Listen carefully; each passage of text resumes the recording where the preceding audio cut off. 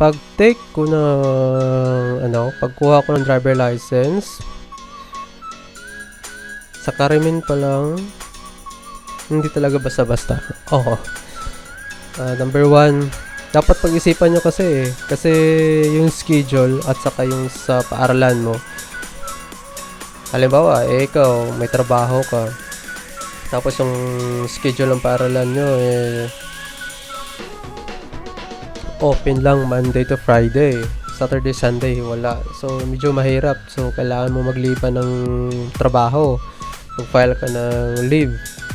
And those leave is temporary lang. Hindi pang matagalan. So, mga 6 months. Dapat matapos mo na yung driver license mo. Kasi, pagpapaalam ko talaga.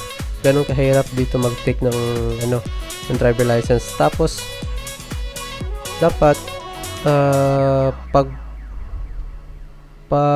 kung maaari pa lang ang mahirap naman talaga para sa akin yung written test talaga, no? Tapos yung driving actual, madali lang, sobrang madali lang po. So wag kayong kabahan.